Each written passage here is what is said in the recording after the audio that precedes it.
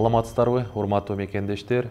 Министрдин отчету рубрикасындагы кезектеги чыгарылышыны майыптуулугу бар жарандарга көрсөтүлгөн камкордук боюнча, же болбосо алардын жагдайларыны жакшыртуу боюнча, жетишкендиктерибиз боюнча айтып берүүнү туура көрдүк. Жерлерге барып, калк менен кезиккенибизде, ушул майыптуулугу бар адамдар тарабынан бир топ биздин кылып аткан иштерге наразычылыктарыны айтып билдиришкен.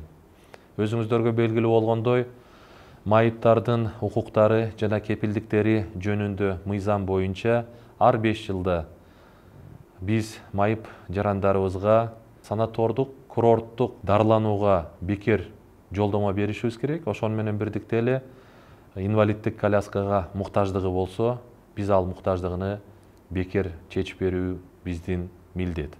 Бирок жерлерге барганда ушул көп жылдан бери, кээ бирөөлөрү 10-15 жылдан бери албагандыгыны биз элден билдик. Ошону менен бирдикте эле кээ бирөөлөр ушундай укугу бар экенин дагы билбегендигини бизге айтып түшүндүрдү.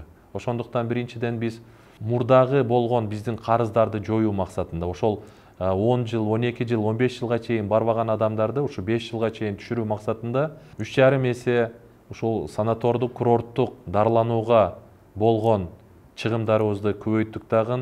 Бир жылда бизге чейин 1800-1850 путевка республика боюнча берилип келген болсо, 6,5 миң даанага чейин биз муну көбөйттүк.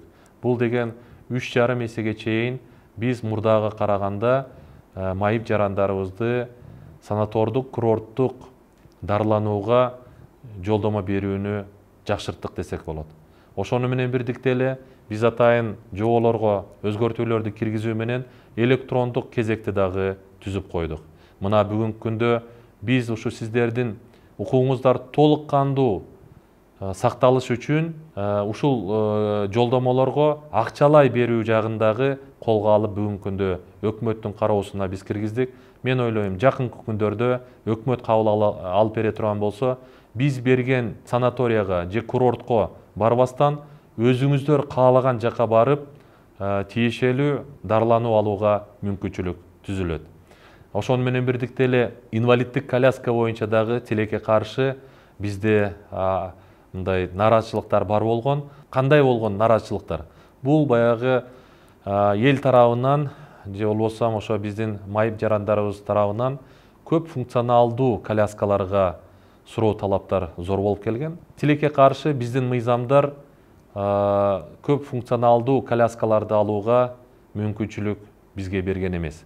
Ошондуктан биз тиешелүү мыйзамга жана тиешелүү жоболорубузга өзгөртүүлөрдү киргизүү менен биринчи жолу сиздерге көп функционалдуу коляскаларды сатып берип отурабыз. Бул багытта дагы биз өзүбүздүн чыгымдарыбызды жылдага караганда 5 эсеге чейин көбөйтүп, сиздерди толук ушул инвалиддик коляскага болгон муктаждыгыңыздарды чечүүдө колго алдык. Мына былтыркынын бюджетинен жылда 8 миллион сомго коляска алынып келген болсо, былтыры биз 42 миллионго айтайын дегеним 5 эседен көп акчаны жумшап, ушу коляскаларды алып келип, азыр жерлерге алып барып бекер таратып берип жатабыз. Ошону менен бирдикте быйыл да Кудай буйрса көп суммадагы коляскаларды сатып алып, толугу менен сиздерде болгон муктаждыкты биз чечебиз деген ойдобуз. Санатордук, курорттук дарыланууга дагы, коляска алууга дагы электрондук кезекти киргизгенбиз.